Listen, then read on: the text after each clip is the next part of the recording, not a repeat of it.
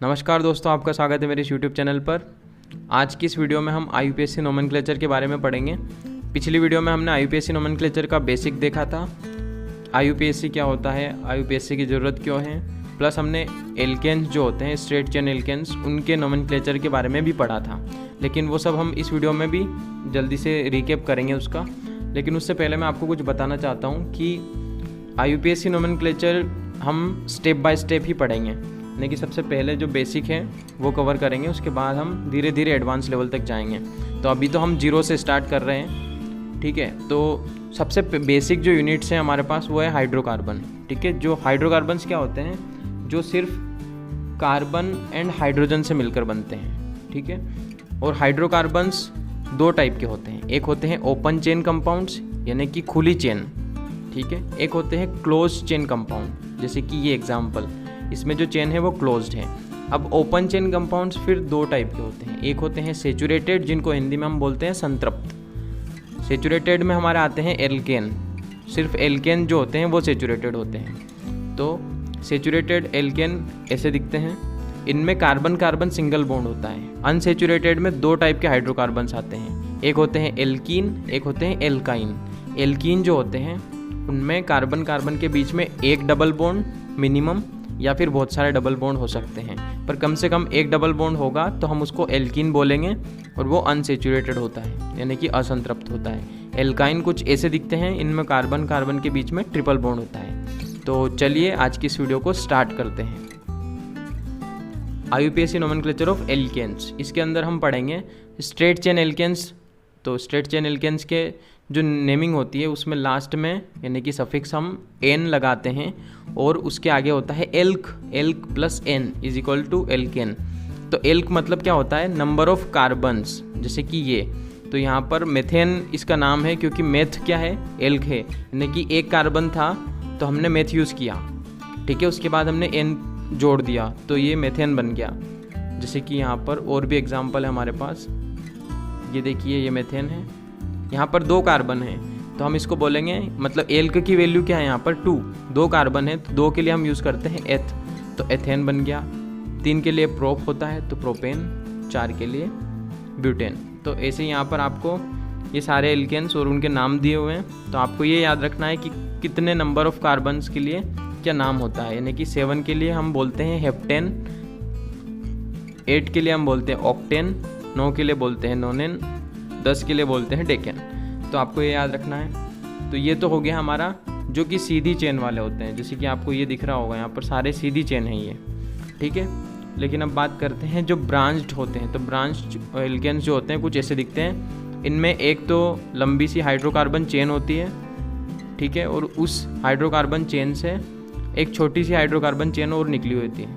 Hydrocarbon इसलिए बोल रहा हूँ क्योंकि ये मॉलिक्यूल है पूरे कार्बन और हाइड्रोजन से ही मिले हुए हैं, इसके अलावा यहाँ पर कोई दूसरे एटम नहीं दिख रहा हमको, ठीक है। तो ये एक हाइड्रोकार्बन चेन है और उससे यहाँ पर एक छोटी सी ब्रांच निकली हुई है, तो इसी को हम ब्रांच बोलते हैं। ये ऊपर वाली जो है इसको पेरेंट चेन बोलेंगे, और ये ब्रांच हो गई।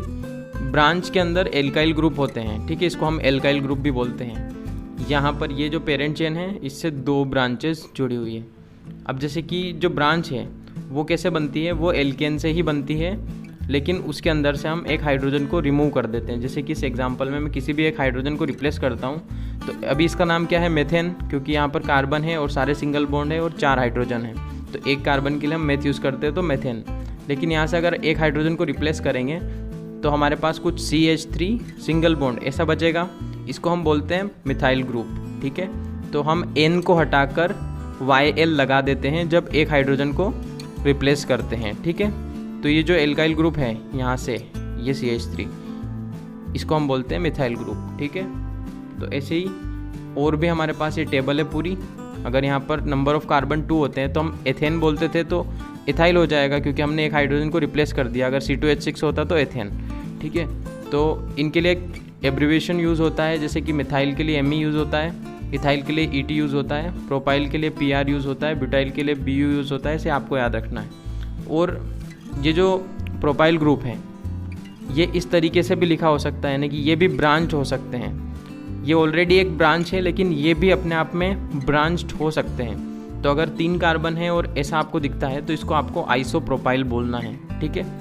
इसके बाद अगर ब्यूटाइल की बात करें तो ब्यूटाइल के अंदर 2 टाइप से हो सकते हैं, या तो आइसोब्यूटाइल हो सकता है, सेकेंडरी ब्यूटाइल हो सकता है। अगर ये जो कार्बन जो कि पेरेंट चेन से यहाँ से जुड़ेगा, इस कार्बन की आपको डिग्री देखना है, ये 1 डिग्री और ये 2 डिग्री, यानी कि 2 कार्बन से जुड़ा हुआ है तो सेकेंडरी, तो सेकेंडरी ब्यूटाइल ग्रुप है। यहाँ पर देखेंगे तो ये आइसोब्यूटाइल है, ठीक है, ये ऐसा ही है इस कार्बन के जैसा यहाँ पर। तो ब्रांच चेन एल्केन्स जो होते हैं उनके नोमेनक्लेचर के अंदर हमें कुछ रूल्स को याद रखना पड़ेगा। तो जो पहला रूल है वो है identify the longest carbon chain. तो हमें सबसे लंबी कार्बन चेन को चुनना है, ठीक है, उसको आइडेंटिफाई करना है। तो ये देखिए एक एग्जांपल लिया है मैंने, इसके अंदर सबसे लंबी कार्बन चेन आपको कौन सी दिख रही है, ये जिसके अंदर 13 कार्बन है, या फिर ये जिसके अंदर 12 कार्बन है। तो इन दोनों में से 13 कार्बन वाली ऑब्वियसली लंबी होगी, तो ये हमारी लॉन्गेस्ट कार्बन चेन है। बस आपको इतना ही आइडेंटिफाई करना है बस। और हाँ, ये जो नंबर लिखे हुए हैं ये नंबरिंग नहीं है, ये मैंने बस इनको काउंट किया है तो उनकी काउंटिंग लिखी है। जैसे कि ये जो कार्बन है ये पहला कार्बन है, ये दूसरा कार्बन है, ये तीसरा कार्बन है, तो ये नंबरिंग नहीं है, ये बस काउंटिंग है, ये याद रखना है। दूसरी बात ये है कि अगर आप जब भी काउंट करेंगे चेन को या चेन के कार्बन्स को, तो आपको एक बात को ध्यान रखना है कि अगर आप यहाँ से स्टार्ट करते हैं, तो मैंने यहाँ से काउंटिंग स्टार्ट करी 2 और यहाँ पर आया तो 3 हो गए। अब मेरे पास 2 ऑप्शन है, या तो मैं नीचे जा सकता हूँ या आगे बढ़ सकता हूँ राइट हैंड साइड में। तो अगर मैं नीचे जाऊँगा तो मैं फिर वापस नहीं आ पाऊँगा। आपको हमेशा एक ट्रेन चलती है वैसे चलना है, रिवर्स का आपके पास ऑप्शन नहीं होता है। तो आप या तो राइट हैंड साइड में जा सकते हैं या नीचे जा सकते हैं। तो मैं हमेशा ऐसी डायरेक्शन में जाऊँगा जहाँ मुझे नंबर ऑफ़ कार्बन एटम्स ज़्यादा मिलेंगे। तो ऑब्वियस सी बात है मैं राइट हैंड साइड में जाना पसंद करूँगा। तो ये 4, 5, 6, 7, यहाँ पर फिर मेरे पास ऑप्शन था, नीचे जाता तो 2 कार्बन और मिलते, और राइट हैंड साइड में जाता तो मुझे बहुत सारे कार्बन मिलेंगे। तो मैं ऑब्वियस सी बात है फिर राइट हैंड साइड में जाऊँगा। अगर मैं यहाँ से बात करूँ तो यहाँ से मैं ऐसे गया, अब मैं यहाँ ऐसे जाता तो फिर वापस नहीं आ पाता, इसलिए मैं ज़्यादा कार्बन की तरफ गया। तो आपको सबसे पहले एक चेन गिनना है, उसके अंदर ज़्यादा से ज़्यादा कार्बन एटम हो, ये कोशिश करना है हमको। अब हमारे पास एक और एग्जांपल है, ये दोनों मॉलिक्यूल सेम ही हैं, इनमें नंबरिंग या फिर बोल तो काउंटिंग अलग अलग तरीके से की हुई है। ऊपर वाले में एक सीधी सी काउंटिंग है लेफ़्ट टू राइट, जिसके अंदर 9 कार्बन एटम है, और नीचे वाले में हमने यहाँ 6 नंबर पर आकर नीचे वाली कार्बन से ये कार्बन को गिना है और ये कार्बन गिना है। तो इन दोनों में से लंबी कार्बन चेन कौन सी हुई, जिसके अंदर 9 कार्बन एटम्स हैं, तो ये लंबी हुई। और ये जो है इसके अंदर 8 कार्बन एटम्स हैं, तो इसको हम कंसिडर नहीं करेंगे, ये हमारी लॉन्गेस्ट कार्बन चेन नहीं रहेगी ऊपर वाली जो है। तो ये जो तरीका है आपको ये देखना है कि ज़्यादा से ज़्यादा कार्बन एटम आपके उस चेन के अंदर होना चाहिए, ठीक है। रूल नंबर 2 क्या कहता है, लोएस्ट लोकेंट रूल। तो लोएस्ट लोकेंट रूल के अंदर आपको ये देखना है कि अगर आपने सबसे लंबी कार्बन चेन को आइडेंटिफाई कर लिया है, ठीक है, उसके बाद आपको इसके अंदर नंबरिंग करना पड़ती है, यानी कि आप लेफ़्ट टू राइट या राइट टू लेफ़्ट उसको नंबरिंग कर सकते हैं। मतलब कि उन कार्बन्स को आपको नंबर देना है। जैसे कि अगर इसकी बात करूं तो यहाँ पर लंबी से लंबी कार्बन चेन हमने देखा था पिछले एग्जाम्पल में कि ये 9 कार्बन वाली थी। अब इसको नंबरिंग में लेफ़्ट से राइट कर सकता हूँ या राइट से लेफ़्ट कर सकता हूँ, ठीक है। तो मैंने यहाँ पर 1 2 3 4 5 6 7 8 9 ऐसे नंबरिंग की है, या फिर मैं इसको यहाँ पर देखिए ऐसे नंबरिंग भी कर सकते हैं राइट टू लेफ़्ट। तो अगर आप ये पता करना चाहते हैं कि कौन सी नंबरिंग सही रहेगी, तो इसके लिए हमारा रूल नंबर 2 काम आता है, जो कि हमें ये बताएगा कि हमें नंबरिंग किस तरफ से करनी है, यानी कि लेफ़्ट से राइट करनी है, राइट से लेफ़्ट करनी है। तो अब आप ये देखिए कि आपका जो मॉलिक्यूल है उसके अंदर जो ब्रांच है, जैसे कि इस एग्जांपल में यहाँ पर ये एक ब्रांच है और ये एक ब्रांच है, तो इनको हम बोलते हैं लोकेंट्स। तो ये जो लोएस्ट लोकेंट रूल है, इसका सिंपल सा मीनिंग है कि आप जब नंबरिंग करेंगे तो आपके जो लोकेंट्स हैं, यानी कि यहाँ पर जो ब्रांच है या फिर जो एल्काइल ग्रुप हैं, उनको सबसे कम नंबर मिले। जैसे कि एग्जांपल के लिए अगर ऊपर वाले मॉलिक्यूल के अंदर आप देखेंगे तो यहाँ पर हमारे पास दूसरे नंबर पर एक ब्रांच है, यानी कि सब्स्टिट्यूट है, और एक छठे नंबर पर है। तो हम इसके लिए एक ब्रैकेट में ऐसा लिखेंगे 2 6, यानी कि दूसरे और छठे पर हमारे पास सब्स्टिट्यूट है। नीचे वाले में हमारे पास नंबर 4 और नंबर 8 पर सब्स्टिट्यूट है। तो हमें इन दोनों में से जो छोटा है सबसे पहले कंपेयर करेंगे पहले नंबर को। तो यहाँ पर ऊपर हमारे पास 2 है, और नीचे हमारे पास 4 है। तो इन दोनों में से जो छोटा है, लोवेस्ट, हमें चूज़ करना है। तो 2 वाला सही है, तो ये ऊपर वाली नंबरिंग हमारी सही हो जाएगी। अगर यहाँ पर भी 2 होता तो फिर हम अगले नंबर के ऊपर मूव करते, लेकिन अभी हमारा काम इसी से हो गया। तो ये जो नीचे वाला है ये नंबरिंग गलत है। हमारे पास एक और एग्जाम्पल है ये वाला। तो इसके अंदर हम सबसे लंबी कार्बन चेन को चूज़ करते हैं। सबसे पहले तो हम ये जो सीधी वाली है इसको प्रेफर करेंगे लेना, क्योंकि यहाँ पर नंबर ऑफ़ कार्बन 4 है, और ऐसे करेंगे नंबरिंग यहाँ से ऐसे, तो भी हमारे पास नंबर ऑफ़ कार्बन एटम 4 ही हैं। तो अगर हम इसको मानते हैं तो यहाँ पर दूसरे नंबर पर अगर लेफ़्ट टू राइट करेंगे तो दूसरे नंबर पर आएगा ये, जैसे 1 2, तो दूसरे पे हमारा सब्स्टिट्यूट है, और ये 3 4, ठीक है। और अगर हम राइट टू लेफ़्ट नंबरिंग करते तो तीसरे नंबर पर आएगा। यहाँ से जाएंगे अगर 1 2 3, तीसरे नंबर पर सब्स्टिट्यूट है। तो इन दोनों में से लोवेस्ट कौन सा है? 2 वाला, यानी कि हम लेफ़्ट से राइट नंबरिंग करेंगे तो हमें लोअर लोकेंट मिलेगा। तो इसलिए हम ये जो 3 वाला है इसको क्रॉस कर देंगे, मतलब कि 3 वाला गलत है। तो मतलब हम राइट टू लेफ़्ट नंबरिंग नहीं करेंगे, इसके अंदर हम लेफ़्ट टू राइट नंबरिंग करेंगे। ये 1 हो जाएगा, ये 2 हो जाएगा, ये 3 हो जाएगा, ये 4 हो जाएगा। तो ऐसे आपको देखना है कि लोवेस्ट लोकेंट के हिसाब से आपको नंबरिंग करना रहेगी। एक और एग्जांपल है, आपको यहाँ पर राइट हैंड साइड में दिख रहा है, ये सेम मॉलिक्यूल है, ऊपर नीचे दोनों। एक में हमने नंबरिंग 1 2 3 4 5 लेफ़्ट टू राइट की है, एक में नंबरिंग हमने 1 2 3 4 5 राइट टू लेफ़्ट की है। हमने कार्बन एटम पहले ही गिन के लॉन्गेस्ट चेन पहले ही निकाल ली है, लेकिन बस हमने नंबरिंग को चेंज किया है। तो अब आपको बताना है इन दोनों में से कौन सा नंबरिंग जो है वो सही है। तो अगर हम ऊपर वाले की बात करें तो इसके अंदर हमारे जो लोकेंट का सेट बन रहा है वो है 2 और 3, यानी कि हमारे पास नंबर 2 कार्बन जो है उसके अंदर एक सब्स्टिट्यूट है, एक 3 के अंदर ये CH3 ग्रुप यहाँ पर है। अगर नीचे वाले की बात करें तो इसके अंदर लोकेंट सेट है 3 और 4, यानी कि यहाँ पर है एक तो 3 नंबर पर, एक 4 नंबर पर है। तो इन दोनों में से हमको सबसे पहला नंबर कंपेयर करना है। तो यहाँ पर 2 है, यहाँ पर 3 है, तो दोनों में से जो ऊपर वाला है वो लोएस्ट है, तो इसलिए हम ऊपर वाले को सही मानेंगे, तो नीचे वाला हमारा गलत हो जाएगा। अब बात करते हैं रूल नंबर 3 की। रूल नंबर 3 कहता है कि आपको मॉलिक्यूल का नाम लिखना है। नाम कैसे लिखेंगे? सबसे पहले ब्रांच का नेम लिखेंगे, फिर पेरेंट चेन का नाम लिखेंगे। तो इस एग्जांपल में देखिए, रूल नंबर 1 को फॉलो करते हुए मैंने सबसे पहले लंबी से एक कार्बन चेन को चुना जो कि सबसे लॉन्गेस्ट थी। इसके अंदर 9 कार्बन थे, ठीक है। फिर मैंने नंबरिंग की, तो मैं लेफ़्ट टू राइट या फिर राइट टू लेफ़्ट नंबरिंग कर सकता था, लेकिन मैंने लेफ़्ट टू राइट की क्योंकि यहाँ पर पहले ही 3rd नंबर पर हमें सब्स्टिट्यूट मिल रहा था। अब इसका नाम लिखना है, तो नाम लिखने के लिए हमें सबसे पहले जो ब्रांच है यानी कि CH3 और C2H5 इनका नाम लिखना है। तो इनका नाम लिखने के लिए आप इस टेबल को देखेंगे, इसके अंदर से आप ब्रांच का नाम लिख सकते हैं, और जो पेरेंट चेन है उसका नाम आप इस टेबल को देख के लिख सकते हैं, ठीक है। तो इस मॉलिक्यूल के अंदर एक तो CH3 जो है वो ब्रांच है और एक C2H5 जो है वो ब्रांच है। तो इनका नाम आप इस टेबल में देखेंगे तो CH3 का नाम क्या है? मिथाइल, और C2H5 का नाम इथाइल। अब हमको नाम लिखना है। नाम लिखने के लिए आपको ये देखना है कि जो ब्रांच का जो नेम लिखेंगे हम लोग वो अल्फ़ाबेटिकल ऑर्डर में होना चाहिए, यानी कि ABCD के हिसाब से होना चाहिए। तो इन दोनों में से मिथाइल और इथाइल में E पहले आता है अल्फ़ाबेट्स में और M बाद में आता है। तो हम जब नाम लिखेंगे तब हम इथाइल को पहले लिखेंगे और मिथाइल को बाद में लिखेंगे, लेकिन हमको ये भी बताना पड़ेगा कि उसकी लोकेशन क्या है, ब्रांच की लोकेशन क्या है।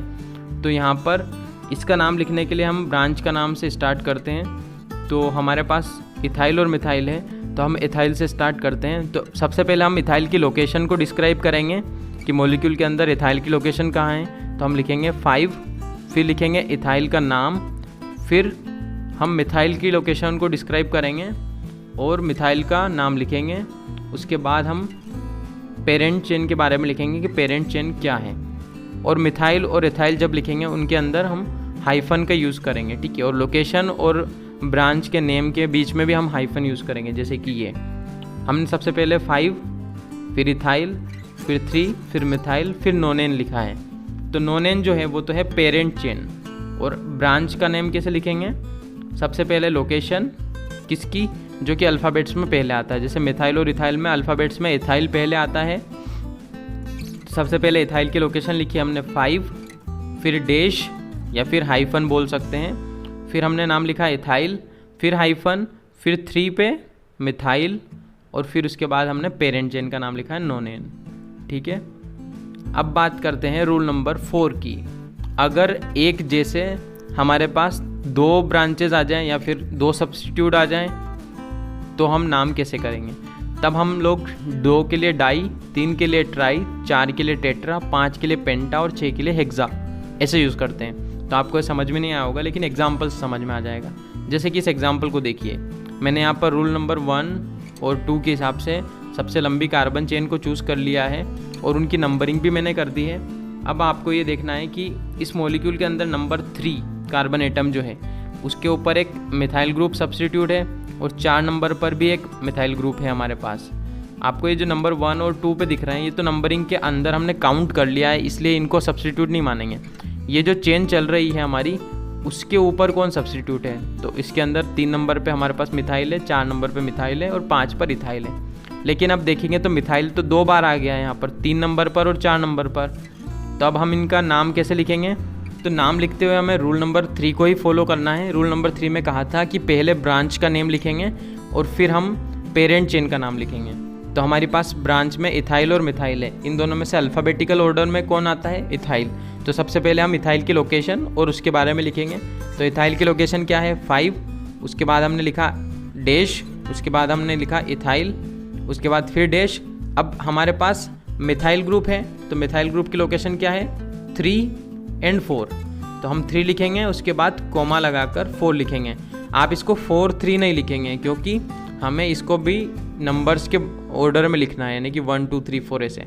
तो पहले 3 पे है, फिर 4 पे है, फिर हमने डैश लगाया यानी हाइफन लगाया, फिर हमने लिखा मिथाइल, लेकिन उससे पहले हमने लिखा है डाई। क्यों? क्योंकि ये 2 बार आया है, 3 और 4 दोनों पे है, यानी कि डाई मिथाइल। उसके बाद 9 कार्बन थे हमारे पास, तो ये पेरेंट चेन के लिए हमने लिखा नोनेन। ठीक है, अगला एग्जाम्पल देखते हैं। इसमें मैंने नंबरिंग ऑलरेडी की हुई है। लॉन्गेस्ट कार्बन चेन जो है उसके अंदर 10 कार्बन है। मैं इसको लेफ़्ट से राइट भी नंबरिंग कर सकता था और राइट से लेफ़्ट भी कर सकता था। अगर मैंने लेफ़्ट से राइट अभी नंबरिंग की हुई है तो इसका जो लोकेंट का सेट है वो ये है, यानी कि 3 नंबर पर मेरे पास एक सब्स्टिट्यूट है, एक फिर 4 पर है, एक 5 पर है, एक 7 पर है और एक 8 पर है। अगर मैं इधर से नंबरिंग करता तो मेरे पास ये सेट आता, 3 पे होता यहाँ पर, फिर 4 पर होता, फिर 6 पर, यहाँ पर 6 पर होता, फिर 7 पर होता, फिर 8 पर होता। ठीक है, तो इन दोनों में से हमारा जो लोकेंट्स का सेट है उसके अंदर लोअर वाला कौन सा है? तो पहले नंबर पे अगर कंपेयर करें तो दोनों में 3 है, दूसरे पे दोनों पे 4 है, तीसरे में देखिए तो इस वाले में 5 है और इस वाले में 6 है। तो जो हमारा लेफ़्ट से राइट वाला है वो सही है, तो हमने नंबरिंग जो की है वो सही है मतलब। ठीक है, हम राइट से लेफ्ट नंबरिंग नहीं कर सकते क्योंकि हमारे जो लोकेंट्स हैं वो पहले किधर से आते हैं वही हमारी प्रिफरेबल नंबरिंग रहेगी। ठीक है, अब इसका नाम कैसे लिखेंगे?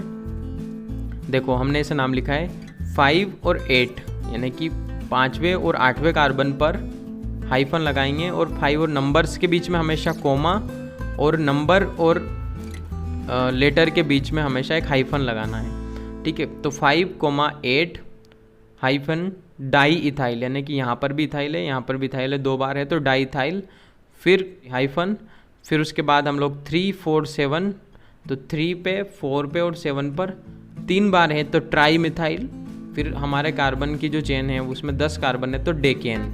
नेक्स्ट रूल है, अगर हमारे पास 2 सब्स्टिट्यूएंट्स हैं वो इक्विवेलेंट पोजीशन पर है, जैसे कि इस वाले एग्जांपल में अगर हम यहाँ से नंबरिंग करें तो 1 2 3 पर हमारे पास मिथाइल ग्रुप है और यहाँ पर 4 5 6 पर हमारे इथाइल ग्रुप है और 7 और 8 कार्बन की चेन है। और हमारे पास अगर लेफ़्ट से राइट नंबरिंग करें तो तीसरे नंबर पर मिथाइल ग्रुप आता है और अगर इधर से नंबरिंग करें तो भी तीसरे नंबर पर इथाइल ग्रुप आता है और छठे नंबर पर ये होता है। तो यहाँ पर लोकेंट्स का रूल लेफ़्ट से राइट में भी 3 6 हो जाएगा और राइट टू लेफ्ट में भी 3 6 हो जाएगा। तो ऐसे केस में हमें नंबरिंग उस तरफ से करना है जिधर से हमारा अल्फ़ाबेटिकल ऑर्डर में पहले आने वाला ब्रांच जो है वो पहले आ जाए, यानी कि मिथाइल और इथाइल में अल्फ़ाबेट्स में पहले कौन आता है? इथाइल। तो अगर हम 1 2 3 इथाइल करें तो ज़्यादा बेहतर रहेगा बजाय कि हम 3 मिथाइल करें, ठीक है, और 6 इथाइल करें। तो हमें उधर से नंबरिंग करना है ऐसे केस में जबकि सब्स्टिट्यूएंट्स का जो सेट है या फिर लोकेंट्स का जो सेट है वो सेम रहे। तो ऐसे केस में हम उधर से जाएंगे जहाँ से हमें अल्फ़ाबेट्स में पहले आने वाला ग्रुप पहले मिले। यानी इथाइल और मिथाइल में से हम इथाइल को प्रेफर करेंगे तो हम इधर से नंबरिंग करेंगे राइट टू लेफ्ट। तो यहाँ पर 3 लोकेशन लिखी, उसके बाद हाइफन, फिर इथाइल, फिर हमने हाइफन लगाया क्योंकि नंबर और लेटर के बीच में हम हाइफन लगाते हैं, फिर से एक और हाइफन लगाया। अब मिथाइल का लोकेशन लिखा हमने 6 मिथाइल, फिर हमारा 8 कार्बन का था मॉलिक्यूल तो हमारे पास ऑक्टेन। ठीक है, अगला रूल है carbon atom of the branch that attach to the root alkane is numbered 1 as exemplified below. इसका मतलब ये है कि आपकी जो चेन है वो खुद अपने आप में ब्रांच्ड है, मतलब तो उसका नाम कैसे लिखना है, जैसे कि एग्जांपल ये देखिए आप, इसके अंदर जो ये चेन दिख रही है आपको, ये वाली देखिए 1 2 3 4 5 6 7 8 कार्बन की चेन है, लेकिन 4 नंबर पर जो हमारा सब्स्टिट्यूट था वो खुद अपने आप में एक ब्रांच चेन की तरह दिख रहा है। तो इसको हमने आइडेंटिफाई किया कि ये ब्रांच चेन जैसा दिख रहा है, इसको भी नंबरिंग करना पड़ेगी। ठीक है, तो यहाँ से हम जहाँ से जुड़ रहा है यहाँ से नंबरिंग कर सकते हैं 1। उसके बाद हमें ये देखना है कि हमें लंबे से लंबी कार्बन चेन को चूज़ करना है इसके अंदर भी।